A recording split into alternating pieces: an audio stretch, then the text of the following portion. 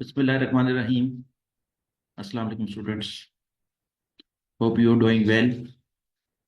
और आज हम अपना सेशन स्टार्ट करेंगे एक नए चैप्टर के साथ। लेकिन उस चैप्टर को स्टार्ट करने से पहले मैं आपके साथ थोड़ा सा सिलेबस का ओवरव्यू ले लेता हूँ, ताकि हमें पता चल जाए कि हमने कौन कौन से टॉपिक्स पढ़ लिए हैं और कौन कौन से टॉपिक्स रह गए हैं और हमने उनको किस तरह लेकर चलना है। तो जिस तरह आपके सामने नज़र आ रहा है, कोर्स कंटेंट के लिहाज से जो मेन कंटेंट्स हैं वो टोटल कंटेंट्स 12 हैं। ठीक है। और 12 कंटेंट्स जो हैं वो चार पार्ट्स में तकसीम किए गए हैं। Part A, part B, part C, part D. Part A के लिहाज से हमने चैप्टर नंबर 2 या कंटेंट नंबर 2 और कंटेंट नंबर 3 कर लिया है। ठीक है। और इसका जो पहला पहला कंटेंट है या पहला पहला चैप्टर है, ये मैंने आपसे एक मिनट की थी कि ये मैं आपको सबसे आखिर में करवाऊंगा। और सबसे आखिर में करवाने का मकसद भी है, एक खास एक वजह है जिसकी वजह से मैं इसको आखिर में करवाऊंगा, वो मैं फिर आपको बताऊंगा। फिर हमने पार्ट बी को टच किया। पार्ट बी के लिहाज से हमने कॉस्ट अकाउंटिंग सिस्टम्स पढ़े। और कॉस्ट अकाउंटिंग सिस्टम्स तीन थे: accounting for material, accounting for labour और अकाउंटिंग फॉर ओवरहेड्स। हमने ये तीनों के तीनों टॉपिक मुकम्मल कर लिए। आज हम अपना नया पार्ट स्टार्ट करने वाले हैं, पार्ट सी, जिसका नाम है cost accounting techniques and methods. और इसके अंदर चार टॉपिक्स होंगे या चार चैप्टर होंगे जो कि हमने डिस्कस करने होंगे। और उसमें जो सबसे पहला चैप्टर या टॉपिक है, जिसे हम कंटेंट नंबर 7 कहेंगे, एब्जॉर्प्शन एंड मार्जिनल कॉस्टिंग, इसके ऊपर हम बात करना स्टार्ट करेंगे।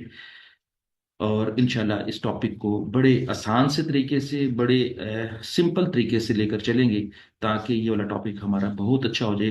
क्योंकि आपका जो fundamental of cost and management accounting का ये वाला जो टॉपिक है, ये आपका बिल्कुल जिस तरह कहते हैं ना, कोर टॉपिक है।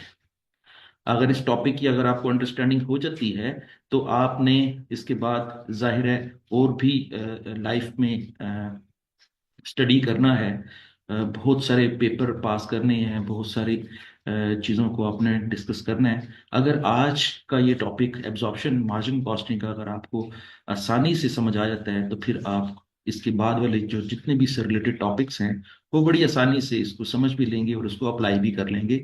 जहाँ जहाँ पर आप अपनी लाइफ में जहाँ पर जॉब करेंगे या बिजनेस करेंगे, तो उसके लिहाज से आप बड़े अच्छे तरीके से अप्लाई कर लेंगे। तो देखते हैं आज के टॉपिक में हमने क्या क्या पढ़ना है। आज के टॉपिक में हमने डिटेल इसके सिलेबस की तरफ चलते हैं। आज के टॉपिक में हमने पढ़ना है कि एब्जॉर्प्शन कॉस्ट क्या होती है, मार्जिनल कॉस्ट क्या होती है। फिर उसके बाद मार्जिनल कॉस्टिंग के बारे में पढ़ेंगे। फिर हम डिफरेंस पढ़ेंगे मार्जिनल कॉस्टिंग का और एब्जॉर्प्शन कॉस्टिंग का डिफरेंस। और फिर प्रिंसिपल्स ऑफ मार्जिनल कॉस्टिंग और इसी तरीके से प्रिंसिपल्स ऑफ एब्जॉर्प्शन कॉस्टिंग भी पढ़ेंगे। ठीक है। और ये तकरीबन तकरीबन थ्योरेटिकल टॉपिक है। ठीक है। आपकी थ्योरी आज जो है वो इसके लिहाज से स्टार्ट हो जाएगी, और मेरे ख्याल में थ्योरी मुकम्मल भी हो जाएगी आज ही के दिन। और फिर आज के सेशन के आखिर में या फिर नेक्स्ट सेशन में हम इसका न्यूमेरिकल भी स्टार्ट करेंगे। तो चलें स्टार्ट करते हैं।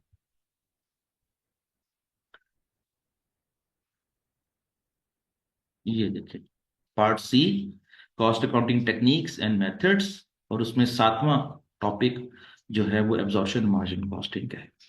तो मैं इसको स्टार्ट लेने से पहले मैं थोड़ा सा रिकैप्चुलेट करता हूं अपनी जो प्रीवियस अंडरस्टैंडिंग है, उसको साथ लेकर चलता हूं, ताकि जो है ना वो आप आज का टॉपिक अच्छे तरीके से आपको समझ आ जाए। हमने अपने लास्ट सेशंस में एक लफ्ज पढ़ा था, कॉस्ट। What is cost? और आप बड़े अच्छे तरीके से इसको एक्सप्लेन कर सकेंगे और इसकी एग्जाम्पल भी दे सकेंगे। लेकिन मैं थोड़ा सा रिकैप्चुलेट करता हूँ। कॉस्ट क्या होती है? An amount that has to be paid or spent to buy or produce something. वो कहता है कि किसी भी चीज को खरीदने के ऊपर जो भी कोई पैसे अदा करते हैं या अदा करने वाले हैं, अदा करते हैं या अदा करने वाले हैं, या किसी भी चीज को प्रोड्यूस करने के लिए कोई भी पैसे अदा कर दिए हैं या अदा करने वाले हैं, उन सारी की सारी अमाउंट्स को हम क्या करेंगे, कॉस्ट करेंगे। जैसे मैंने एग्जांपल अक्सर देता हूं कि अगर आपको, आप एक ट्रेडर हैं, आप एक बिजनेस जो कर रहे हैं वो एज ए ट्रेडर के तौर पर कर रहे हैं, तो आपने क्या करना होता है, ट्रेडर ने क्या करना होता है, बनी बनाई चीजें खरीदता है और एज इट इज बेच देता है। जैसे फॉर एग्जांपल मेरा कारों का शोरूम है, कार जो है ना मैं खरीदता हूँ और आगे बेच देता हूँ, जैसी कार खरीदता हूँ वैसी कार जो है वो बेच देता हूँ। हाँ, उस कार को मैं थोड़ा बहुत जो है ना वो डेंटिंग पेंटिंग कर लूंगा, थोड़ा सा मैं उसको वॉश कर लूंगा, और वॉश करने के बाद एक अच्छी हालत में लाकर उसको बेच दूंगा। तो मैंने जितने की कार खरीदी, कार खरीदने के ऊपर मैंने जो पैसे अदा किए, वो कार के पैसे मेरे लिए क्या होंगे, कॉस्ट कहलाएंगे। ठीक है। या फिर मैंने जो कार खरीदी उसके पैसे आज नहीं दिए, कल दे दूंगा, परसों दे दूंगा, एक महीने बाद दे दूंगा, दूंगा जरूर। ठीक है। तो कार खरीदने के ऊपर मैंने जो कोई पैसे अदा किए या करने हैं, उसको मैं क्या कहूंगा, मेरे लिए वो क्या होगी, कॉस्ट होगी। इसी तरीके से मैं कारें खरीदता नहीं हूं, मैं कार खुद बनाता हूं, तो कार बनाने के ऊपर मेरे जो कोई भी पैसे खर्च होंगे, हो गए हैं या होंगे फ्यूचर में, उसको बनाने के लिए जो कोई भी पैसे खर्च हो गए हैं, जैसे फॉर एग्जांपल मैं रॉ मटेरियल खरीदूंगा, मैं लेबर हायर करूंगा, मैं उसके ऊपर ओवरहेड्स खर्च करूंगा। ठीक है ना। ये हम अपनी पिछली अंडरस्टैंडिंग के लिहाज से बातें कर रहे हैं सारे। हमने पिछले जो पार्ट नंबर बी है उसमें हमने ये सारी बातें पढ़ ली हैं, अकाउंटिंग फॉर मटेरियल के लिहाज से, अकाउंटिंग फॉर लेबर के लिहाज से, या अकाउंटिंग फॉर ओवरहेड्स के लिहाज से, ये सारी बातें हमने पढ़ ली हैं। अब मैं उन्हीं बातों को अप्लाई कर रहा हूँ। और कैसे अप्लाई कर रहा हूँ, कि मैंने एक कार बनानी है, कार बनाने के लिए मुझे क्या चाहिए होगा, आयरन चाहिए होगा, और आयरन शीट्स चाहिए होंगी, लोहे की बनी हुई फॉर एग्जांपल रॉड्स चाहिए होंगे, स्टेयरिंग चाहिए होगा। ये सारी की सारी चीजें जब मैं खरीद लूंगा, तो मैं इसको कार बनाने में इस्तेमाल करूंगा। इन सारी चीजों को मैं क्या कहूंगा, मटेरियल कहूंगा। तो इसका मतलब क्या हुआ, कि कार बनाने के लिए जो पैसे मैं खर्च कर रहा हूं मटेरियल के ऊपर, रॉ मटेरियल के ऊपर, ये मेरे लिए क्या होगा, कॉस्ट। मैं लेबर हायर करूंगा, और मैं ऐसी लेबर हायर करूंगा कि जो कार बनाने में एक्सपर्ट्स हैं, उन्हीं लोगों को अपॉइंट करूंगा, और उन लोगों को कहूंगा कि मुझे कार बना के दें। वो जब कार बनाने के लिए तैयार हो जाएंगे, तो वो कहेंगे कि हमें मुआवजा क्या दिया जाएगा। मैं कहूंगा कि आपको मुआवजा इतना दूंगा, इतने पैसे मैं आपको मुआवजा दूंगा। तो वो जो मैंने उनको मुआवजा दूंगा, वो क्या होगी, आपके लिए अकाउंटिंग फॉर लेबर होगी। और कार बनाने वाले के लिहाज से, मेरे लिहाज से, मैं कार बना रहा हूं मेरे लिहाज से, अकाउंटिंग फॉर लेबर का मतलब क्या है, कि मेरे लिए लेबर एज ए कॉस्ट है। इसी तरीके से मैं ओवरहेड्स खर्च करूंगा, ओवरहेड खर्च करूंगा तो फिर क्या होगा, कि मैं प्रोडक्शन प्रोसेस में जो है ना पैसे फिर खर्च कर रहा हूं। और मटेरियल और लेबर के अलावा जो कुछ भी खर्च करता हूं वो सारे के सारे ओवरहेड्स हैं। अब देखिए यहां पर भी पैसे खर्च हो रहे हैं। तो मैंने क्या कहा था, कि चीज को बनाने के लिहाज से जो कुछ भी पैसे खर्च होते हैं उसको हम क्या कहते हैं, कॉस्ट कहते हैं। तो फिर इसका मतलब क्या हुआ, कि मैं प्रोडक्शन के लिए भी कॉस्ट अदा कर सकता हूँ, मैं किसी चीज को खरीदने के लिए भी कॉस्ट अदा कर सकता हूँ, मैं चीज को प्रोड्यूस करने के लिए भी कॉस्ट अदा कर सकता हूँ, मैं चीज को बेचने के लिहाज से भी कॉस्ट अदा कर सकता हूँ। मैं किसी भी लिहाज से, अपने कारोबार के लिहाज से कुछ भी अदा कर रहा हूं, तो वो क्या कहलाएगा, आपका कॉस्ट कहलाएगा। ये थी थोड़ी सी एग्जांपल कॉस्ट की। अब हम बात करते हैं व्हाट इज कॉस्टिंग। ये थोड़ा सा एडवांस लेवल का टॉपिक है, थोड़ा सा, क्योंकि इस चैप्टर के तवज्जुह से आपने मुझसे सीखना है। ठीक है। कॉस्टिंग, पहले सिंपल वर्ड्स में मैं इसको थोड़ा सा पढ़ के सुना देता हूं, फिर उसके बाद इसको एक्सप्लेन करूंगा। Costing is the process of calculating the cost of producing और सेलिंग अ प्रोडक्ट और सर्विस। वो कहता है कि किसी भी चीज को बनाने के लिए, या किसी भी सर्विस को परफॉर्म करने के लिए, या उसको बेचने के लिए, जो भी कोई पैसे हमने अदा किए थे, उनको मैं इकट्ठा करने के प्रोसेस को कॉस्टिंग कहता हूं। उनको इकट्ठा करना कैसे है, फॉर एग्जाम्पल मैंने एक कार बनाई, कार के ऊपर मेरा 100 रुपये मटेरियल खर्च हुआ, ₹50 लेबर खर्च हुई और ₹50 के ही एफओएच खर्च हुए। अब जब मैं इन तीनों कॉस्टों को जमा करूंगा तो इसका मतलब क्या हुआ? मैं इन तीनों कॉस्टों को जमा कर रहा हूं कि जी मैं ये देखना चाहता हूं कि पूरी की पूरी कार बनाने के ऊपर मेरा कितना खर्च आया। मेरा खर्च आया ₹200।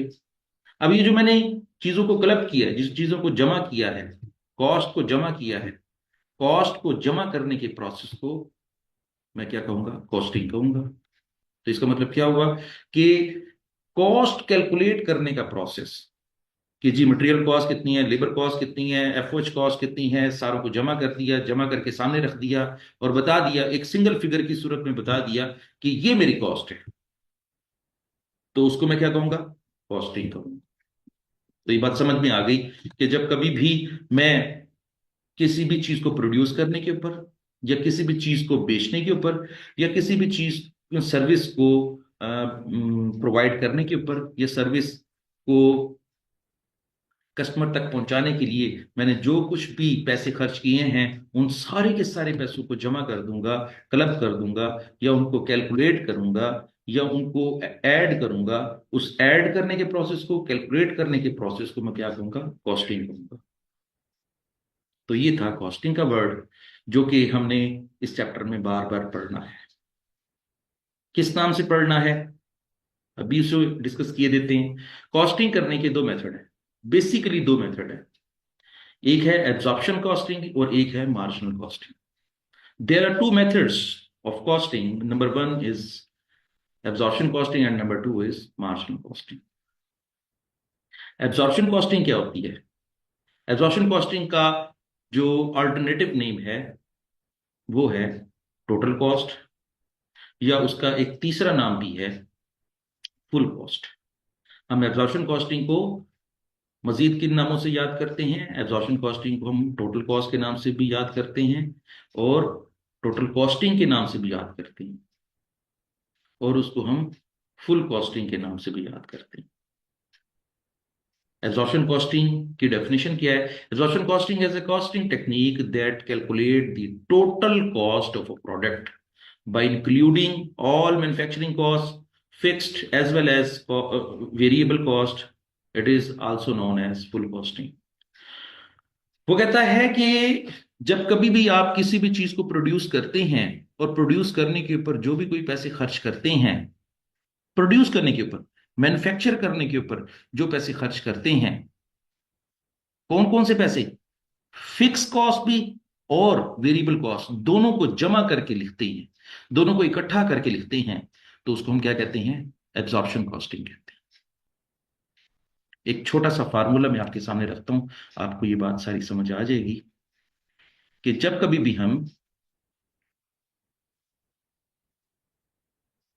एक मिसाल मैं आपके साथ रखता हूं, फिर मैं इसको लिखूंगा। मैं एक प्रोडक्ट बनाने जा रहा हूं। अभी मैंने कौन सी एग्जांपल दी थी? मैं एक फॉर एग्जांपल एक कैलकुलेटर बनाने जा रहा हूं।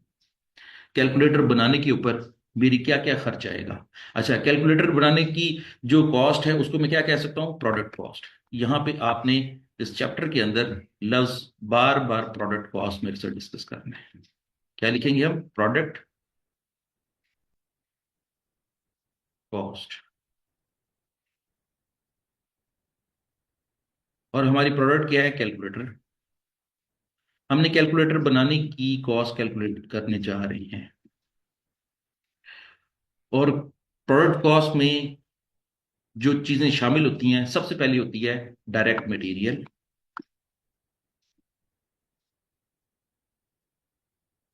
प्लस डायरेक्ट लेबर,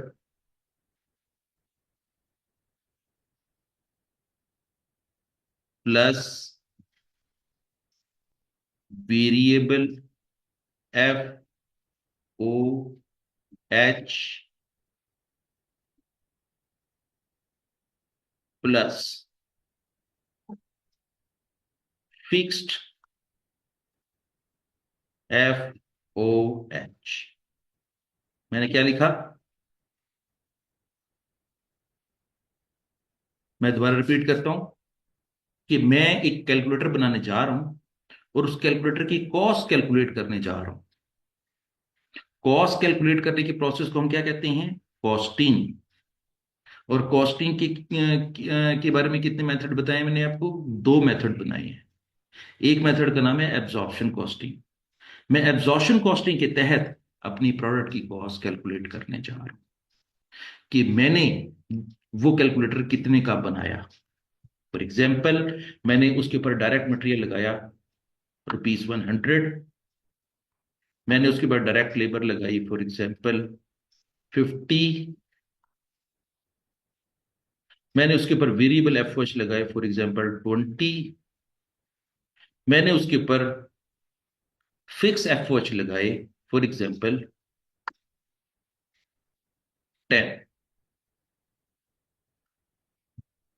तो इनको जमा करते हैं जरा।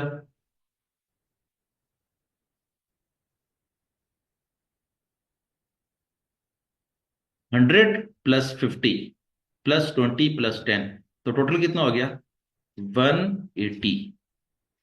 टोटल कितना हो गया? 180। अब जरा देखें मैंने क्या किया। मैंने पिछले 3 चैप्टर्स में आपके साथ ये डिस्कशन की कि मटेरियल कॉस्ट क्या है। मैंने ये डिस्कशन की कि डायरेक्ट लेबर कॉस्ट क्या है। मैंने डिस्कशन ये की कि एफओएच क्या है। एफओएच कहें या फैक्ट्री ओवरहेड कहें या सिर्फ ओवरहेड्स कहें या मैन्युफैक्चरिंग ओवरहेड कहें, ठीक है, या प्रोडक्शन ओवरहेड्स कहें, वो कितनी किस्म के होते हैं? 2 किस्म के होते हैं। एक होते हैं वेरिएबल एफओएच और एक होते हैं फिक्स्ड एफओएच, ठीक है। लेकिन दोनों को जमा करें तो वो क्या बन जाती हैं? एफओएच, ठीक है। अच्छा, अब मैंने क्या किया था? मैंने क्या किया कि मैंने सारी की सारी कॉस्टें, अकाउंटिंग फॉर मटेरियल की कॉस्ट, अकाउंटिंग फॉर मटेरियल की कॉस्ट, अकाउंटिंग फॉर लेबर की कॉस्ट और अकाउंटिंग फॉर ओवरहेड्स की कॉस्ट, सारों को जमा कर दिया। और सारों को जमा करके फिर मैंने देखा तो पता चला कि जी मेरी 1 यूनिट बनाने के ऊपर मेरी कॉस्ट आ रही है, 1 यूनिट प्रोड्यूस करने के ऊपर मेरी कॉस्ट आ रही है 180। अगर मैं आपको प्रोडक्ट कॉस्ट कैलकुलेट करना सिखाता हूं और उसमें ये 4 एलिमेंट्स को जमा करना सिखाता हूं, direct material, direct labour, variable FOH और फिक्स एफओएच, इन चारों को जमा करना सिखाता हूं, तो वो क्या बन जाएगी? एब्जॉर्प्शन कॉस्टिंग के तहत प्रोडक्ट कॉस्ट। कि मैं अपनी प्रोडक्ट की कॉस्ट कैलकुलेट करने जा रहा हूं लेकिन मेथड कौन सा यूज कर रहा हूं? Absorption costing. अब मैं आपको बताता हूं कि एब्जॉर्प्शन कॉस्टिंग को एब्जॉर्प्शन कॉस्टिंग क्यों कहते हैं। ये जरा गौर से सुनना है आपने। एब्जॉर्प्शन कॉस्टिंग को एब्जॉर्प्शन कॉस्टिंग इसलिए कहता हूं कि जब कभी भी मैं अपनी प्रोडक्ट कॉस्ट के अंदर फिक्स कॉस्ट को शामिल कर लेता हूं तो फिक्स कॉस्ट को शामिल कर लेना एब्जॉर्प्शन कॉस्टिंग कहलाता है। जब कभी भी मैं अपनी प्रोडक्ट कॉस्ट के अंदर फिक्स कॉस्ट का एलिमेंट शामिल करता हूं तो फिर वो क्या कहलाता है? एब्जॉर्प्शन कॉस्टिंग कहलाता है। और एब्जॉर्प्शन कॉस्टिंग के दो मजीद नाम क्या हैं?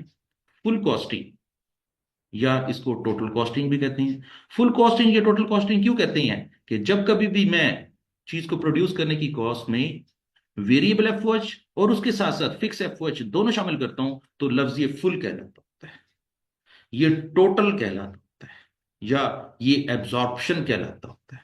तो जब कभी भी ओवरहेड कॉस्ट में फिक्स कॉस्ट को शामिल कर लिया जाए तो वो एब्जॉर्प्शन कॉस्टिंग कहलाती है। ठीक हो गया। और ये जो 180 कैलकुलेट करना है इसको क्या कहते हैं? सिर्फ लफ्ज कहते हैं कॉस्टिंग। कि मैंने कॉस्टिंग कर ली है, मैंने प्रोडक्ट की कॉस्ट कैलकुलेट कर ली है, मैंने प्रोडक्ट की जो है वो जितने पैसे खर्च किए थे उसकी कॉस्ट कैलकुलेट कर ली है। तो 180 को क्या कहूंगा? कॉस्टिंग। और जब मैं कॉस्ट कैलकुलेट करने के दौरान फिक्स कॉस्ट को शामिल कर लूंगा तो वो क्या बन जाएगा? एब्जॉर्प्शन कॉस्टिंग कहलाएगा। मुझे उम्मीद है कि आपको ये वाला कॉन्सेप्ट जो है वो समझ आ गया होगा। अब मैं आपके इस कॉन्सेप्ट को मजीद स्ट्रेंथन करता हूं ताकि जो है वो आपको इस कॉन्सेप्ट की ज्यादा अच्छी समझ आ जाए। देखिए, हर कंपनीज, जितनी भी कंपनियां हैं, चाहे एब्जॉर्प्शन कॉस्टिंग मेथड यूज करें चाहे दूसरा मेथड जिसको मार्जिनल कॉस्टिंग मेथड यूज करना कहते हैं, एक वक्त में एक मेथड यूज करती हैं। कुछ कंपनियां एब्जॉर्प्शन कॉस्टिंग मेथड यूज करती हैं, कुछ कंपनियां मार्जिनल कॉस्टिंग मेथड यूज करती हैं। जो कंपनियां एब्जॉर्प्शन कॉस्टिंग मेथड यूज करती हैं वो मार्जिनल कॉस्टिंग यूज नहीं करती। जो मार्जिनल कॉस्टिंग मेथड यूज करती हैं वो एब्जॉर्प्शन कॉस्टिंग मेथड यूज नहीं करती। तो इसका मतलब ये हुआ कि एक मेथड, एक वक्त में एक मेथड यूज होता है। अब अगर मैं कहूं कि मेरा एक दोस्त है उसने भी फैक्ट्री बनाई हुई है, और वो भी मेरी तरह ही कैलकुलेटर बनाता है। ठीक है। अब वो, उसकी कंपनी ने एब्जॉर्प्शन कॉस्टिंग मेथड यूज नहीं करती, वो मार्जिनल कॉस्टिंग मेथड यूज करती है। मार्जिन कॉस्टिंग मेथड यूज करती है, इसका मतलब क्या हुआ कि वो अपनी प्रोडक्ट की कॉस्ट को कैलकुलेट करने के लिहाज से, ये लफ्ज, प्रोडक्ट की कॉस्ट को कैलकुलेट करने के लिहाज से वो मार्जिनल कॉस्टिंग मेथड यूज करती है। और मार्जिनल कॉस्टिंग को मार्जिनल कॉस्टिंग क्यों कहते हैं, इसका मतलब ये है कि अगेन, मैं प्रोडक्ट कॉस्ट की जगह पे पीसी लिख रहा हूं। ठीक है, थोड़ा सा शॉर्ट करने के लिए लिख रहा हूं प्रोडक्ट कॉस्ट।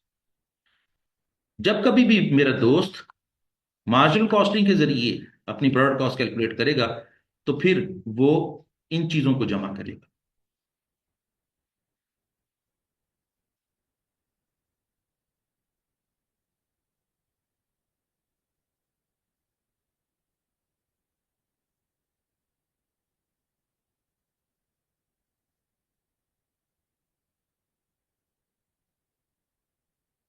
सिर्फ इन तीन चीजों को जमा करेगा।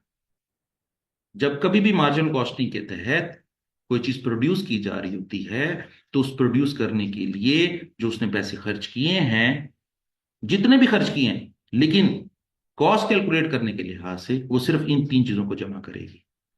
Direct material cost, direct labour cost, plus variable FOH cost. इन तीनों को जमा करेंगे तो वो प्रोडक्ट कॉस्ट कैलकुलेट हो जाएगी। और मेथड कौन सा होगा, मार्जिनल कॉस्टिंग सिस्टम। इसका मतलब ये हुआ कि मार्जिनल कॉस्टिंग सिस्टम ये बताता है कि सिर्फ आपने वेरिएबल कॉस्ट लेनी है, वेरिएबल प्रोडक्ट कॉस्ट लेनी है, फिक्स प्रोडक्ट कॉस्ट नहीं लेनी, या फिक्स एफओएच कॉस्ट नहीं लेनी। तो इसका मतलब ये हुआ कि जब कभी भी हम मार्जिनल कॉस्ट को डिस्कस करेंगे, तो हम वेरिएबल कॉस्ट को डिस्कस करेंगे। लेकिन जब हम एब्जॉर्प्शन कॉस्टिंग को डिस्कस करेंगे, तो फिर हम variable cost as well as fix cost दोनों को डिस्कस करेंगे। तो अगर मैं ये कहूं आपको कि जी, जो कंपनियां मार्जिनल कॉस्ट के तहत अपनी प्रोडक्ट कॉस्ट कैलकुलेट करती हैं, और मैं आपसे पूछूं, या आप मुझसे पूछें कि मार्जिनल कॉस्टिंग के तहत एक यूनिट की कॉस्ट क्या होगी, तो वो ये होगी। अगेन, डायरेक्ट मटेरियल हमारा कितने का है, 100 का। डायरेक्ट लेबर कितने की है, 50 की। ठीक है।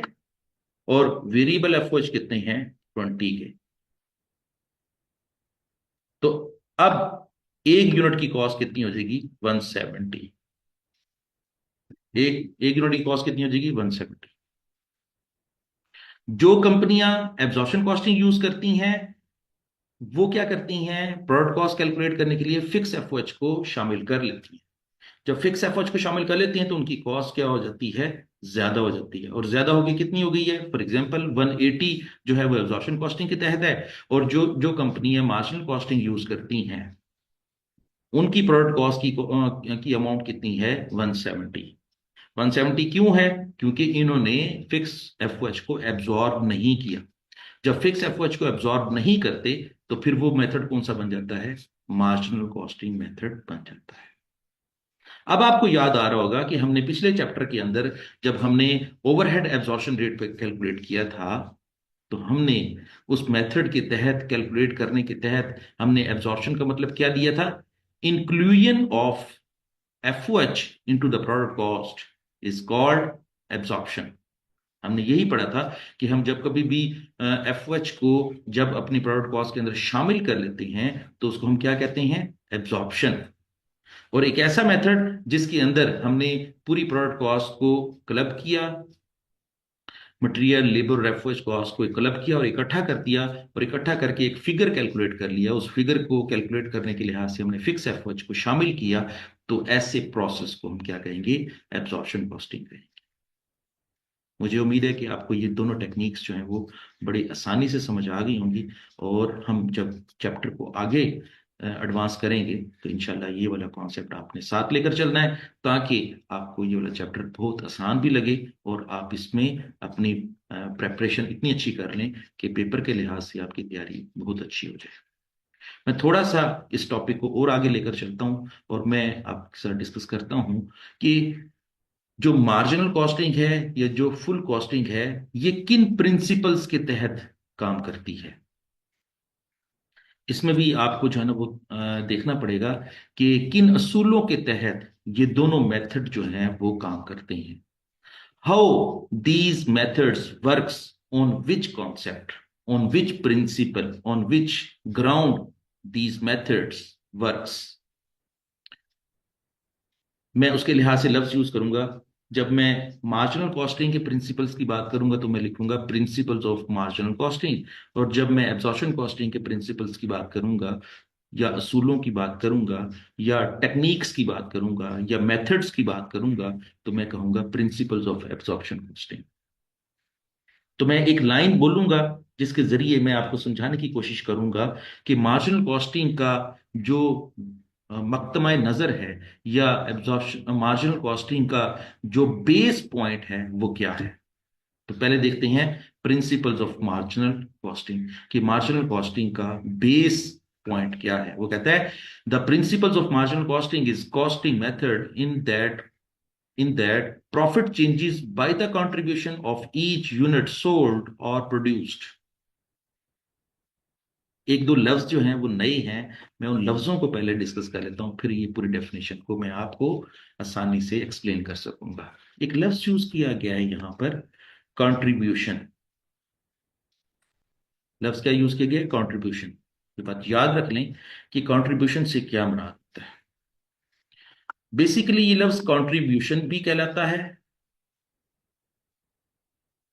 और इसको हम कंट्रीब्यूशन मार्जिन भी कहते हैं, कंट्रीब्यूशन मार्जिन। और मैं कंट्रीब्यूशन मार्जिन को सीएम से डिनोट करूंगा।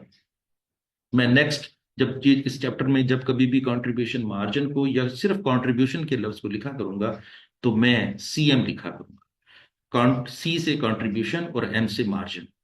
ठीक है। और कंट्रीब्यूशन मार्जिन क्या होता है? बहुत सिंपल एक फार्मूला है जिसका मतलब है सेल्स प्राइस। सेल्स प्राइस को मैं एसपी से लिख रहा हूं, SP, sales price minus variable cost, minus variable cost.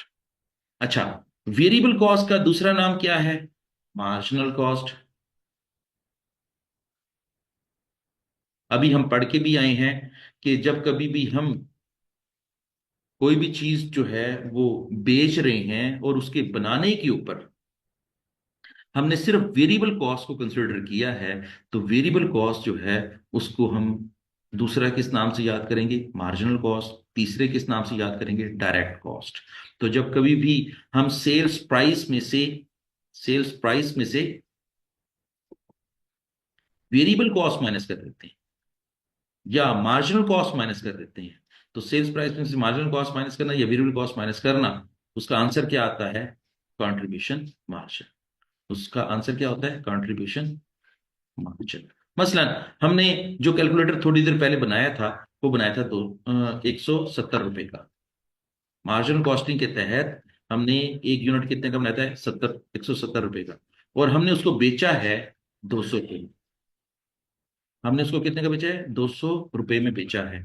तो 200 रुपए क्या है? Sales price. वेरिएबल कॉस्ट कितनी है? 170। तो हमारा कॉन्ट्रीब्यूशन मार्जिन कितना हो गया? 30।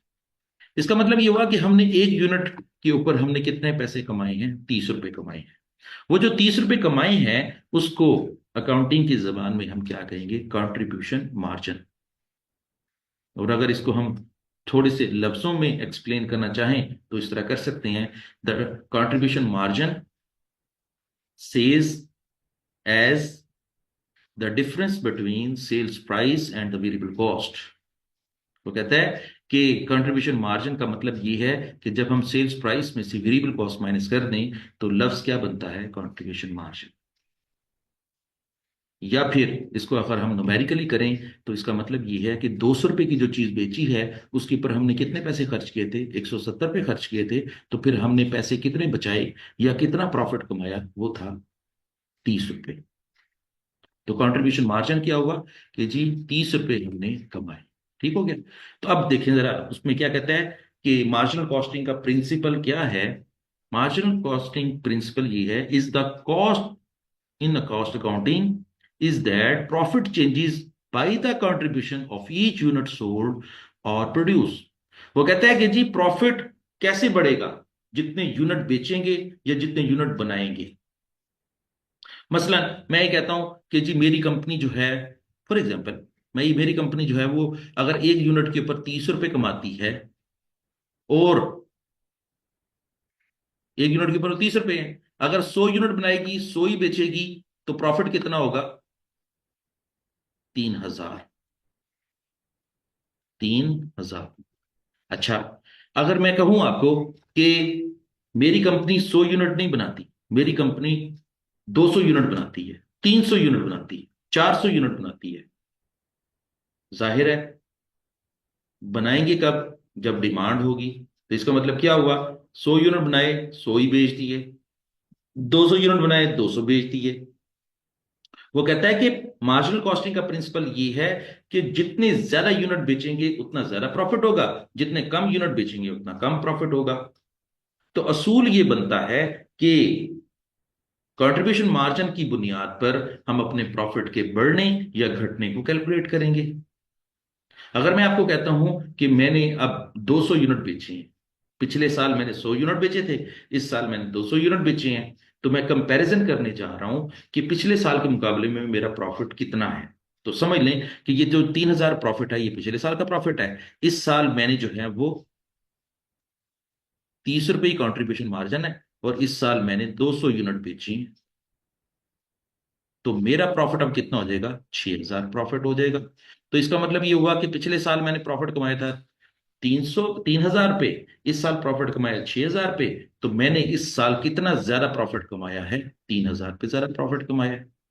ठीक है, तो इसका मतलब ये हुआ कि मार्जिनल कॉस्टिंग किस मेथड के तहत या किस प्रिंसिपल के तहत चलती है कि जितने ज्यादा यूनिट बनाएंगे उतने ज्यादा कंट्रीब्यूशन मार्जिन होगा, जितने कम यूनिट बनाएंगे उतना कम कंट्रीब्यूशन मार्जिन होगा, जितने ज्यादा यूनिट सेल करेंगे उतना ज्यादा कंट्रीब्यूशन मार्जिन होगा, जितने कम यूनिट सेल करेंगे उतना कम कंट्रीब्यूशन मार्जिन होगा। ये है मार्जिनल कॉस्टिंग का प्रिंसिपल। यहां पर एक छोटी सी चीज मैं आपको बताना चाहता हूं। आपके जहन में बार बार सवाल आ रहा होगा कि एब्जॉर्प्शन कॉस्टिंग में तो हमने फिक्स अप्रोच ले लिए हैं, मार्जिनल कॉस्टिंग में नहीं लिए, तो फिर ये कहाँ जाएंगे? पैसे तो खर्च हो जाएंगे। और हमने ये पढ़ा हुआ है कि फिक्स एफओएच की डेफिनेशन ये है कि ऐसे एफओएच जो फिक्स होते हैं उनको फिक्स एफओएच कहते हैं। उनकी एग्जांपल्स क्या हैं? मसलन फैक्ट्री के अंदर हमने एक जनरल मैनेजर अपॉइंट किया हुआ है। अब वो जनरल मैनेजर जो है ना, उसकी तनख्वाह फिक्स है। चाहे कंपनी कोई कोई 1 यूनिट प्रोड्यूस करे या कंपनी 1 लाख यूनिट प्रोड्यूस करे, चाहे कंपनी 50,000 यूनिट प्रोड्यूस करे, तो चाहे कंपनी 1.5 लाख यूनिट प्रोड्यूस करे, उसकी तनख्वाह जानी ही जानी है। अब उसकी तनख्वाह को क्या कहूंगा? फिक्स एफएच कहूंगा। अगर मैं कहूं आपको कि जी फिक्स एफएच हम लेते हैं एब्जॉर्प्शन कॉस्टिंग में और हम मार्जिनल कॉस्टिंग में नहीं लेते, तो क्या उसकी तनख्वाह माफ हो जाएगी? नहीं, ऐसी बात नहीं है। हम उसकी तनख्वाह को कहेंगे फिक्स एफओएच, लेकिन हम अपनी प्रोडक्ट कॉस्ट में उसको शामिल नहीं करेंगे। जो कंपनियां अपनी फिक्स कॉस्टें अपनी प्रोडक्ट कॉस्ट के अंदर शामिल नहीं करती, वो कंपनियां मार्जिनल कॉस्टिंग कर रही होती हैं, और जो कंपनियां अपनी प्रोडक्ट कॉस्ट के अंदर फिक्स एफर्ट शामिल करती हैं उनको कहते हैं ये कंपनियां एब्जॉर्प्शन कॉस्टिंग मेथड यूज कर रही हैं। तो सवाल ये पैदा होता है कि अगर मार्जिनल कॉस्टिंग वाले अगर अपनी प्रोडक्ट कॉस्ट के अंदर फिक्स एफ को शामिल नहीं कर रहे, तो फिर ये कहां जाएंगे? तो उसका जवाब ये है कि उसको नेट प्रॉफिट कैलकुलेट करने में हम माइनस करेंगे। जब हम इसके बाद कंट्रीब्यूशन मार्जिन के बाद नेट प्रॉफिट कैलकुलेट करने जाएंगे, तो नेट प्रॉफिट कैलकुलेट करते हुए उसे हम वहां से माइनस कर देंगे। और जब हम वहां से माइनस करेंगे तो फिर इसका मतलब ये है कि हमने उस फिक्स एफओएच को क्या नाम दिया? हमने उसको पीरियड कॉस्ट का नाम दिया। तो इसका मतलब ये हुआ कि जो कंपनियां मार्जिनल कॉस्टिंग मेथड यूज करती हैं वो फिक्स एफओएच को पीरियड कॉस्ट कहती हैं, और जो कंपनियां एब्जॉर्प्शन कॉस्टिंग मेथड यूज करती हैं वो फिक्स एफओएच को मैन्युफैक्चरिंग कॉस्ट कहती हैं या उसको प्रोडक्ट कॉस्ट कहती हैं। और प्रोडक्ट कॉस्ट को हमने प्रोडक्ट कॉस्ट बनाया भी हुआ है, ये देखें प्रोडक्ट कॉस्ट के अंदर ही शामिल किया हुआ है। तो इसका मतलब ये हुआ कि जो कंपनियां मार्जिनल कॉस्टिंग मेथड यूज करती हैं वो फिक्स एफओएच को पीरियड कॉस्ट कहती हैं, और जो कंपनियां एब्जॉर्प्शन कॉस्टिंग मेथड यूज करती हैं वो फिक्स एफओएच को प्रोडक्ट कॉस्ट कहती हैं। ये थी थोड़ी सी एडवांस लेवल की डिस्कशन, लेकिन मुझे उम्मीद है कि जब हम आगे आगे इसकी प्रैक्टिस करेंगे और फ्यूचर में जब कभी भी कोई टॉपिक करेंगे तो उसकी प्रैक्टिस करेंगे, तो उस वक्त ये आपको बात ज़्यादा अच्छी समझ आ जाएगी। और अगर आपको थोड़ी सी भी ये बात समझ आई है तो मेरे लिए इतना ही काफ़ी है। ठीक हो गया? अच्छा, अब हम बात करते हैं प्रिंसिपल्स ऑफ एब्जॉर्प्शन कॉस्टिंग। वो कहता है कि एब्जॉर्प्शन कॉस्टिंग का प्रिंसिपल क्या है, या एब्जॉर्प्शन कॉस्टिंग को किस प्रिंसिपल के तहत चलाया जाता है, या एब्जॉर्प्शन कॉस्टिंग किस नुक्ते पर चलती है। तो उसका एक ही छोटा सा नुक्ता है कि absorption costing is the matching principal. जो एब्जॉर्प्शन कॉस्टिंग का जो मेन पॉइंट है या प्रिंसिपल है, वो मैचिंग प्रिंसिपल है। और मैचिंग प्रिंसिपल आपने अपने लास्ट पेपर में पढ़ा होगा, फंडामेंटल ऑफ फाइनेंशियल अकाउंटिंग में, उसमें ये पढ़ा होगा कि मैचिंग प्रिंसिपल ये कहता है कि हमने मैच करना है उन एक्सपेंसेस को जो कि हमने खर्च किए हैं, उन रेवेन्यूज के साथ मैच करना है जहां पे हमने वो पैसे कमाए थे।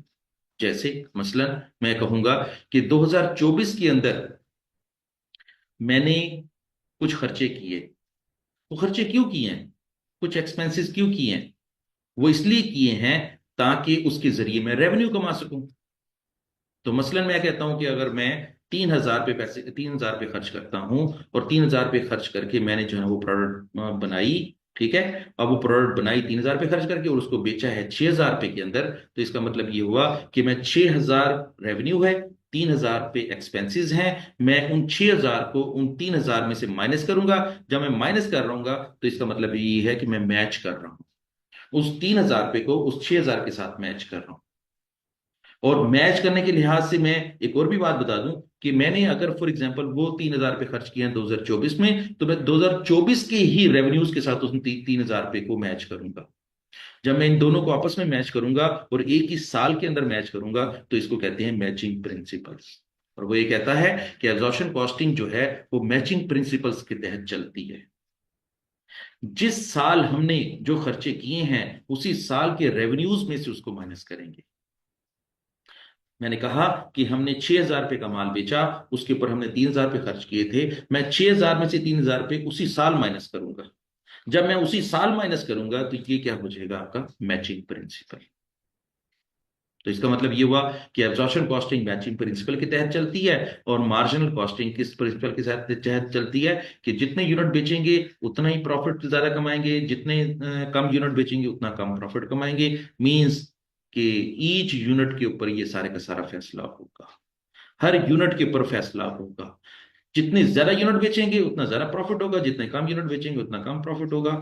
मींस कि हम हर यूनिट के ऊपर फैसला करेंगे। लेकिन एब्जॉर्प्शन कॉस्टिंग दोबारा वापस आते हैं, वो किस पर चलता है, मैचिंग प्रिंसिपल के तहत चलता है। तो इस तरह हमारा ये वाला जो टॉपिक है, प्रिंसिपल्स ऑफ मार्जिनल कॉस्टिंग और एब्जॉर्प्शन कॉस्टिंग, मुकम्मल होता है। अब हम इस टॉपिक को कंपैरिजन के साथ डिस्कस करते हैं कि एब्जॉर्प्शन कॉस्टिंग और मार्जिनल कॉस्टिंग का मवाजना करते हैं, उसको कंपेयर करते हैं कि इनमें आपस में क्या क्या और क्या क्या फर्क हैं। जब हम इसके और भी ज्यादा जितने भी डिफरेंसेस हैं डिस्कस कर लेंगे, तो इस दोनों मेथड्स को डिस्कस करने में भी ज्यादा आसानी होगी। चलें आगे चलते हैं। तो मैं थोड़ा सा इरेज कर लूं ताकि गो कि ये बड़ी जबरदस्त से छोटे छोटे नोट्स बने हुए हैं, लेकिन ये कि आपने इसको साथ साथ नोट करना है, ये आपके बहुत सारा काम आएंगे।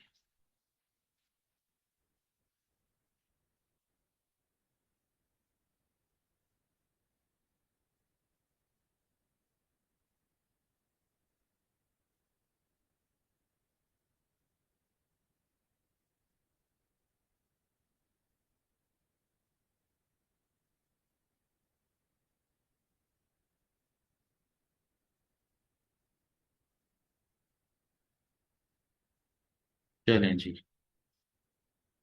तो कहता है difference between absorption costing and marginal costing, कि इन दोनों में फर्क क्या है। मैंने 3 कॉलम्स बनाए हुए हैं, एक कॉलम में सीरियल नंबर लिखा हुआ है, दूसरे कॉलम में एब्जॉर्प्शन कॉस्टिंग लिखी हुई है, तीसरे कॉलम में मार्जिनल कॉस्टिंग लिखी हुई है। और मैं पॉइंट बाय पॉइंट जो है वो इन दोनों को कंपेयर करता जाता हूँ। सबसे पहले बताऊंगा कि एब्जॉर्प्शन कॉस्टिंग के अंदर वो क्या कहना चाह रहा है। It is also called full या टोटल कॉस्टिंग। इसको फुल कॉस्टिंग भी कहते हैं, इसको टोटल कॉस्टिंग भी कहते हैं। In which both fixed and variable cost are considered as product cost. वो कहता है कि प्रोडक्ट कॉस्ट को कैलकुलेट करते वक्त हम दोनों कॉस्टों को जमा करेंगे, फिक्स कॉस्ट को भी जमा करेंगे और वेरिएबल कॉस्ट को भी जमा करेंगे। जब दोनों कॉस्टों को जमा करेंगे तो फिर वो क्या बन जाएगा, एब्जॉर्प्शन कॉस्टिंग बन जाएगा।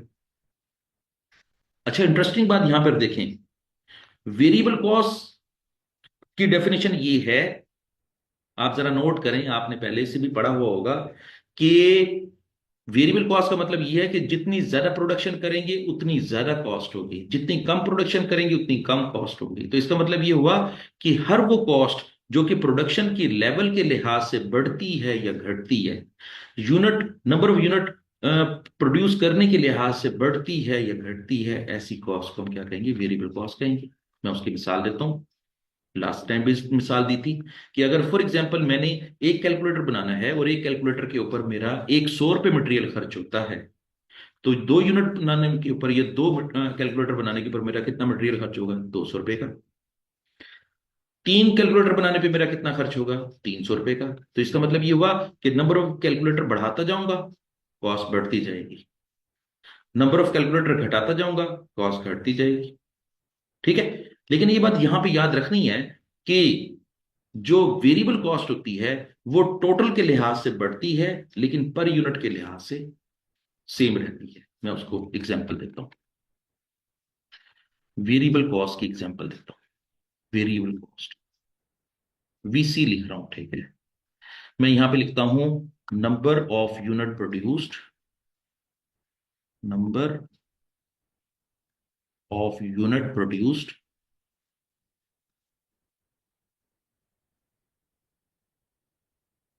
1 2 3 per unit cost, P U C मैं लिख रहा हूं, पर यूनिट कॉस्ट। फिर मैं लिख रहा हूं टी यू सी या टी सी लिख रहा हूं, सॉरी, टी सी। पर यूनिट कॉस्ट क्या है, एक यूनिट की कॉस्ट। टीसी का मतलब क्या है, टोटल कॉस्ट। टीसी का मतलब क्या है, टोटल कॉस्ट। अगर मैं एक यूनिट प्रोड्यूस करता हूं, मटेरियल कितने का लग रहा है एक यूनिट के ऊपर, 100 रुपए का, और एक यूनिट के ऊपर टोटल कॉस्ट कितनी है, 100 रुपया। मैंने क्या करना है, नंबर ऑफ यूनिट सोल्ड को मल्टीप्लाई करूंगा पीयूसी से, हमेशा जो है ना वो नंबर यूनिट को मल्टीप्लाई करूंगा पीयू से। अच्छा, अब मैं एक बात करता हूं कि 2 यूनिट बना रहा हूं, तो 2 यूनिट बनाने के ऊपर मेरी कितनी कॉस्ट आएगी, पर यूनिट तो 100 रुपये ही आएगी, लेकिन टोटल क्या आएगी, 100 × 2, तो ये 200 आ जाएगी। इसका मतलब क्या हुआ कि वेरिएबल कॉस्ट जो होती है वो पर यूनिट के लिहाज से सेम रहती है लेकिन टोटल के लिहाज से चेंज होती रहती है। जब टोटल के लिहाज से चेंज होती रहती है तो इसी को ही हम क्या कहेंगे, वेरिएबल कॉस्ट कहेंगे, वेरी कर रही है। मैं एक और भी आगे चलाता हूं उसको। तीसरा यूनिट बनाते हैं, तीसरा यूनिट बनाने के ऊपर भी तो मटेरियल कॉस्ट 100 रुपए की लगेगी, लेकिन टोटल कॉस्ट कितनी लगेगी, 100 × 3, तो ये आंसर आ जाएगा 300। ये बात याद रख लें और फ्यूचर की भी कॉन्सेप्ट्स के लिहाज से ये बात याद रखनी है। As the number of unit produce increase, per unit cost will be same but the total cost will be change. जब टोटल कॉस्ट जो है वो तब्दील हो, पर यूनिट कॉस्ट सेम रहे, तो ऐसी तमाम कॉस्टों को हम वेरिएबल कॉस्ट कहते हैं। ठीक हो गया। अब दोबारा पढ़ते हैं जरा।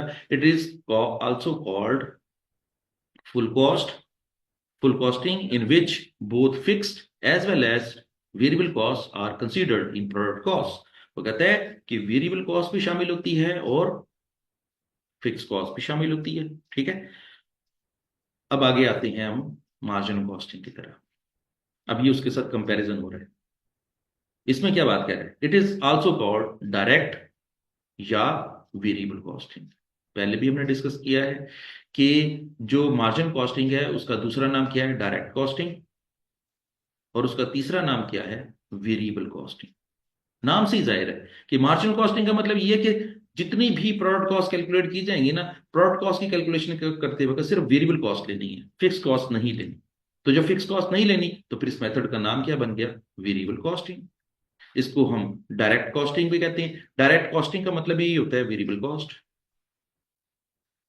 in which only variable cost is considered in the calculation of product cost। देखिए वो उसने लिख भी दिया कि प्रोडक्ट कॉस्ट की कैलकुलेशन करते वक्त सिर्फ वेरिएबल कॉस्ट ली जाती है, इसलिए हम उसको वेरिएबल कॉस्टिंग मेथड भी कहते हैं, डायरेक्ट कॉस्टिंग मेथड भी कहते हैं और मार्जिनल कॉस्टिंग मेथड भी कहते हैं। ठीक हो गया। फार्मूलाज मैंने आपके इसके जो है ना वो दोबारा लिखे हैं ताकि आपको मजीद एक दफा फिर समझ आ जाए। फार्मूला फॉर प्रोडक्ट कॉस्ट, जब हम एब्जॉर्प्शन कॉस्टिंग यूज कर रहे होंगे तो प्रोडक्ट कॉस्ट का फार्मूला क्या होगा। यहां पर मैंने थोड़े से ऑल्टरनेटिव लफ्ज यूज किए हुए हैं। प्राइम कॉस्ट का फार्मूला हमने क्या पढ़ा था, प्राइम कॉस्ट हम कहते थे direct material cost plus direct labour cost, और एक तीसरी भी कॉस्ट होती है direct expenses. Direct expenses,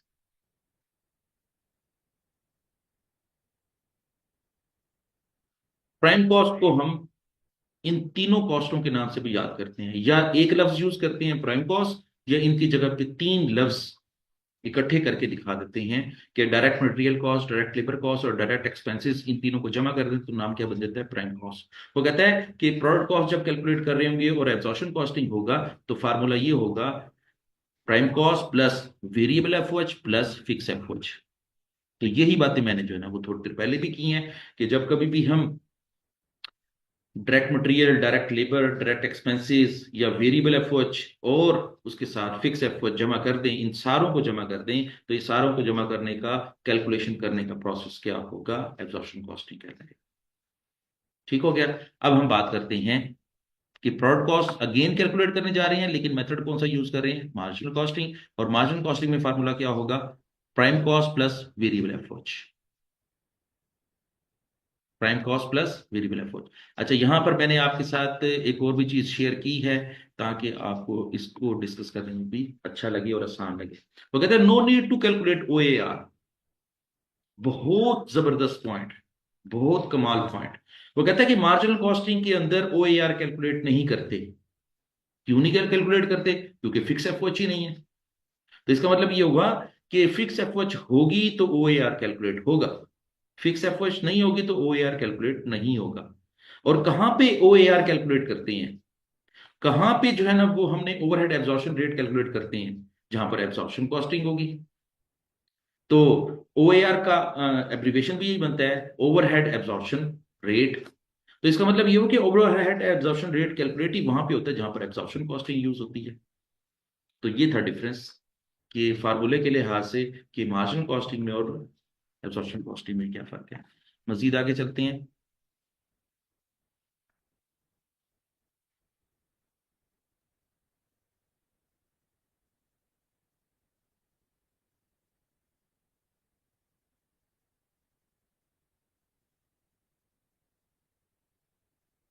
number 3, वो कहता है due to use of ओएआर।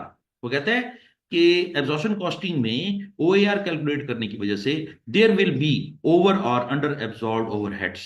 Very good, बहुत जबरदस्त पॉइंट। वो कहता है कि जो कंपनियां एब्जॉर्प्शन कॉस्टिंग यूज करती हैं वही कंपनियां ओएआर कैलकुलेट करती हैं, वही कंपनियां ओएआर कैलकुलेट करती हैं तो उसी ओएआर की वजह से फिर या तो ओवरहेड ओवर एब्जॉर्ब हो जाते हैं या अंडर एब्जॉर्ब हो जाते हैं।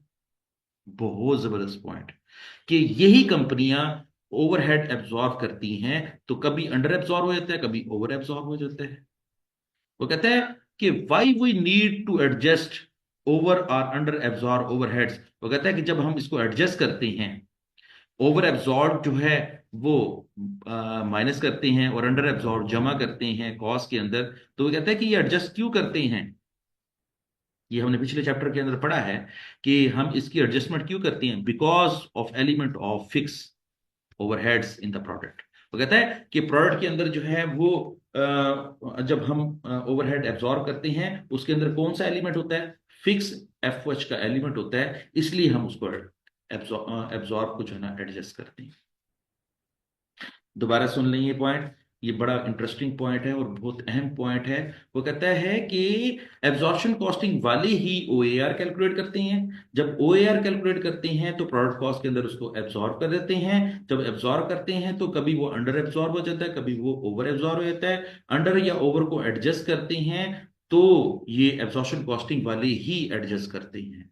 और ये क्यों करते हैं? क्योंकि फिक्स एफएच का एलिमेंट शामिल था, तो फिक्स एफएच के एलिमेंट होने की वजह से उसको एडजस्ट करते हैं। लेकिन यही सारा काम मार्जिनल कॉस्टिंग वाले नहीं करते।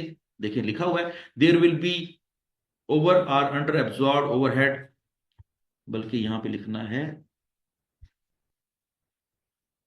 नो,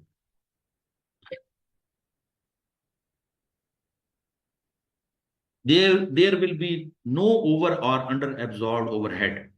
मार्जिनल कॉस्टिंग में ओवर ओवरहेड एब्जॉर्ब जब करते ही नहीं है तो अंडर या ओवर का सवाल भी नहीं पैदा होता, because there is a no fix overhead in the product cost. क्यों नहीं एडजस्ट करते? कि जाहिर है ओएआर भी नहीं कैलकुलेट करते। ओएआर कैलकुलेट नहीं करते तो ना अंडर होगा ना ओवर होगा। ओवर या अंडर क्यों नहीं होगा? क्योंकि फिक्स एफर्ट शामिल नहीं करते। इसलिए मार्जिनल कॉस्टिंग के अंदर ये सारे का सारा काम नहीं करते, ना ओएआर कैलकुलेट करते हैं, ना अंडर एब्जॉर्ब करते हैं, ना ओवर एब्जॉर्ब करते हैं। जब अंडर एब्जॉर्ब ओवर एब्जॉर्ब नहीं होगा तो उसकी वजह क्या होगी? क्योंकि फिक्स एफर्ट नहीं है। आगे चलें। एक और फार्मूला आपके साथ रखा हुआ है कि मार्जिन कॉस्टिंग में फार्मूला कैसे यूज करते हैं और एब्जॉर्प्शन कॉस्टिंग में कैसे यूज करते हैं। देखें, जब हम एब्जॉर्प्शन कॉस्टिंग यूज करते हैं ना तो लफ्ज यूज करते हैं ग्रॉस प्रॉफिट। लेकिन जिस वक्त हम मार्जिन कॉस्टिंग लफ्ज यूज करते हैं तो फिर लफ्ज प्रॉफिट का नाम क्या होता है? Contribution margin. तो देखें, नामों का भी फर्क है। एब्जॉर्प्शन कॉस्टिंग वाले प्रॉफिट का नाम क्या रखते हैं? Gross profit. लेकिन मार्जिनल कॉस्टिंग वाले प्रॉफिट का नाम क्या रखते हैं? Contribution margin. और सुने, जब ग्रॉस प्रॉफिट कैलकुलेट किया जाता है तो उसका फार्मूला क्या होता है? सेल्स प्राइस में से फुल प्रोडक्ट कॉस्ट माइनस करनी है। अच्छा, ये लफ्ज फुल प्रोडक्ट कॉस्ट तो मैंने आपकी जो है ना वो मजीद नॉलेज बढ़ाने के लिए लिख दी है। वो जो हमने थोड़ी देर पहले चार कॉस्टों को जमा करके इकट्ठा किया था और उसको क्या नाम दिया था? प्रोडक्ट कॉस्ट का नाम दिया था। मैं इसको सिर्फ प्रोडक्ट कॉस्ट भी कह सकता हूं, इसको फुल प्रोडक्ट कॉस्ट भी कह सकता हूं, ठीक है। इसको टोटल कॉस्ट भी कह सकता हूं, इसको फुल कॉस्ट भी कह सकता हूं। तो इसका मतलब ये हुआ कि जब कभी भी सेल्स प्राइस में से फुल कॉस्ट माइनस करूंगा तो आंसर क्या आएगा? Cross profit. बस आपने ये याद रखना है। कंट्रीब्यूशन मार्जिन का मतलब क्या है? मैंने बताया थोड़ी देर पहले, सेल्स प्राइस में से सिर्फ वेरिएबल कॉस्ट माइनस करनी है। और वेरिएबल कॉस्ट कौन कौन सी है आपको याद होगा? मैं बताता हूं, direct material cost, direct labour cost और वेरिएबल एफओच। तीन कॉस्टों को जमा कर देंगे तो प्रोडक्ट कॉस्ट बन जाएगी। और प्रोडक्ट कॉस्ट जब माइनस करेंगे सेल्स प्राइस में से तो उस प्रॉफिट का आंसर का नाम क्या होगा? कंट्रीब्यूशन मार्जिन, या उसको सीएम भी कहेंगे, सीएम। ठीक हो गया? अच्छा जी, फिर क्या कहता है? पांचवा point, the profit will be varied when number of units produced and sell different. कमाल पॉइंट है, बहुत मजेदार पॉइंट। वो कहते हैं कि प्रॉफिट मुख्तलिफ होगा अगर हम नंबर ऑफ यूनिट प्रोड्यूस और number of unit sell different रखेंगे। हो सकता है हमने 1000 यूनिट बनाए, 800 बेचे, तो फिर क्या होगा? प्रॉफिट का आंसर डिफरेंट हो जाएगा, प्रॉफिट जो है ना वो चेंज हो जाएगा।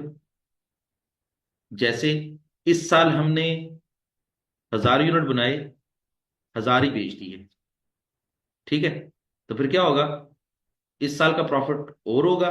पिछले साल भी हमने 1000 यूनिट ही बनाए थे लेकिन बेचे थे 800 यूनिट, तो हमारा पिछले साल का प्रॉफिट और इस साल का प्रॉफिट डिफरेंट होगा। तो वो यही कहना चाहते हैं। लेकिन मार्जिनल कॉस्टिंग में क्या होगा? The profit will be same as the number of unit produce and sell different. वो कहता है कि मार्जिनल कॉस्टिंग में ऐसा नहीं होता। मार्जिनल कॉस्टिंग में वो कहता है कि चाहे नंबर ऑफ यूनिट सोल्ड और number of unit produce different हो तो प्रॉफिट फिर भी सेम ही होगा। मैं इसको आपके सामने साबित करूंगा। मैं एक न्यूमेरिकल के जरिए आपको साबित करूंगा। जब इसका न्यूमेरिकल करवाऊंगा तो ये पॉइंट मैं आपको याद करवाऊंगा कि एब्जॉर्प्शन कॉस्टिंग में नंबर ऑफ यूनिट प्रोड्यूस कुछ और है, नंबर ऑफ यूनिट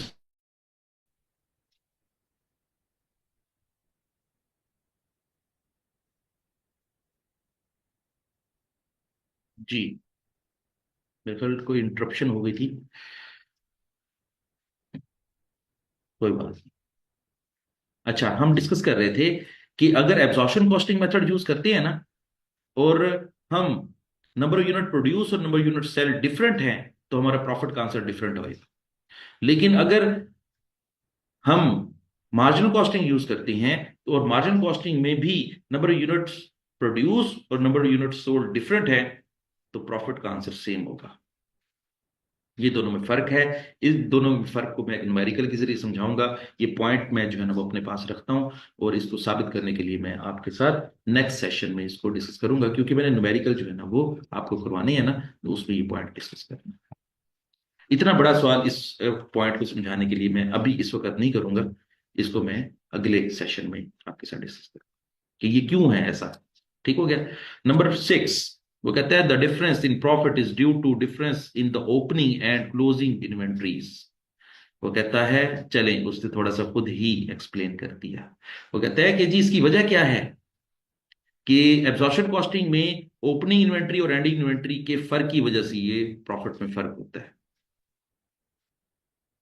ये जो फर्क है, नंबर ऑफ यूनिट सोल्ड और प्रोड्यूस के डिफरेंस की वजह से प्रॉफिट का आंसर सेम नहीं आता। तो वो क्यों नहीं सेम आता? क्योंकि ओपनिंग और एंडिंग इन्वेंट्री के डिफरेंस की वजह से होता है। और यही बात अगर मार्जिन कॉस्टिंग में डिस्कस की जाए, तो वो कहता है नो वेरिएशन इन प्रॉफिट। वो कहता है प्रॉफिट में कोई वेरिएशन नहीं होती, due to opening and ending inventories are different. वो कहता है कि ओपनिंग इन्वेंट्री और एंडिंग इन्वेंट्री ऑफर में डिफरेंस भी है ना, आपस में मुख्तलिफ भी हैं, लेकिन प्रॉफिट में आंसर डिफरेंट नहीं होगा। प्रॉफिट हर साल का सेम रहेगा। ठीक है। और 7वां पॉइंट है, F O H is treated as product cost, that's why include it in the product cost. अच्छा, वो कहता है कि एफ ओ एच को जो है वो प्रोडक्ट कॉस्ट कंसिडर किया जाता है, इसलिए उसको प्रोडक्ट कॉस्ट में शामिल किया जाता है। ठीक हो गया। इसको एफ ओ एच को प्रोडक्ट कॉस्ट समझा जाता है, जबकि मार्जिनल कॉस्टिंग में इसको प्रोडक्ट कॉस्ट नहीं समझा जाता, इसको पीरियड कॉस्ट समझा जाता है, इसलिए उसको प्रोडक्ट कॉस्ट में शामिल नहीं करते। तो इसका मतलब प्रोडक्ट कॉस्ट की तो मतलब ही यही है कि ऐसी कॉस्ट जो कि प्रोडक्ट को प्रोड्यूस करने के ऊपर अदा की गई है, उसको प्रोडक्ट कॉस्ट कहते हैं। लेकिन ऐसी कॉस्ट जो कि हमने उसको बेचने के ऊपर अदा की है, उसको हम पीरियड कॉस्ट कहते हैं। प्रोडक्ट कॉस्ट का मतलब होता है इन्वेंटोरिएबल कॉस्ट, इन्वेंट्री बनाने की कॉस्ट। पीरियड कॉस्ट का मतलब है उसको बेचने की कॉस्ट। बेचने की कॉस्ट को सेलिंग एंड एडमिन एक्सपेंसेस कहते हैं। तो ये कहता है कि फिक्स एफर्ट को हम सेलिंग एंड एडमिन के लिहाज से कंसिडर करते हैं, और सेलिंग एंड एडमिन को हमेशा क्या कहते हैं? Operating cost. उसको हम एक और नाम भी देते हैं, पीरियड कॉस्ट। लेकिन जब हम लफ्ज प्रोडक्ट कॉस्ट यूज करते हैं, तो उसको हम क्या कहते हैं? Manufacturing cost, producing cost, production cost, product cost, inventoriable cost. ठीक हो गया। ये डिफरेंस था, ये याद रखना है आपने। और उसके बाद है पॉइंट नंबर 8। ये भी बड़ा जबरदस्त सा फार्मूला आ गया अब आपके पास। वो कहता है कि नेट प्रॉफिट कैलकुलेट करने के लिए आप क्या फार्मूला यूज करते हैं? तो net profit is equal to total gross profit minus selling expenses, variable and fix. वो कहता है कि जब कभी भी आपको एब्जॉर्प्शन कॉस्टिंग के तहत नेट प्रॉफिट कैलकुलेट करना पड़ेगा, तो आप क्या करेंगे? टोटल ग्रॉस प्रॉफिट में से टोटल सेलिंग एक्सपेंसेस माइनस कर देंगे, चाहे वो वेरिएबल हो चाहे वो फिक्स हो, माइनस कर देंगे तो नेट प्रॉफिट का आंसर आ जाएगा। लेकिन मार्जिनल कॉस्टिंग के अंदर नेट प्रॉफिट कैलकुलेट करने के लिहाज से क्या लफ्ज यूज होंगे? Profit, net profit is equal to total contribution margin minus fix cost. अच्छा, यहां पर देखें, यहां पर लफ्ज फिक्स कॉस्ट माइनस किया हुआ है। अब यहां पर फिक्स कॉस्ट भी कौन कौन सी? चाहे वो प्रोडक्शन की फिक्स कॉस्ट हो चाहे वो सेलिंग की फिक्स कॉस्ट हो। तो जब कभी भी मार्जिनल कॉस्टिंग के तहत नेट प्रॉफिट कैलकुलेट किया जाता है, तो फार्मूला क्या होगा? Total contribution margin minus total fix cost. Fix cost चाहे प्रोडक्शन कॉस्ट हो चाहे वो सेलिंग कॉस्ट हो, हमने सीएम से माइनस करना है। Point number 9, use absorbed overhead in the profit statement, later adjust over or under absorbed overhead। वो कहता है कि प्रॉफिट स्टेटमेंट के अंदर जो है वो एब्जॉर्ब ओवरहेड लिए जाते हैं, और इसका जो ओवर एब्जॉर्ब या अंडर एब्जॉर्ब है वो बाद में एडजस्ट किया जाता है। ठीक है, हम ऐसे ही करेंगे। और ये न्यूमेरिकली हम इसको जो है वो साबित भी करेंगे कि जो एब्जॉर्ब ओवरहेड होते हैं वो प्रॉफिट स्टेटमेंट में लिए जाते हैं, और अंडर एब्जॉर्ब या ओवर एब्जॉर्ब अगर करना होगा तो वो आखिर में एडजस्ट किए जाएंगे। ठीक है। अच्छा, उसके बाद इसका कंपैरिजन मार्जिनल कॉस्टिंग से करते हैं। Use actual overheads in the profit statement. वो कहता है कि मार्जिनल कॉस्टिंग में हम एक्चुअल एफर्ट्स लेते हैं, तो तभी no need to adjust over or under absorb overhead, और हमें अंडर या ओवर को एडजस्ट करने की जरूरत नहीं पड़ती।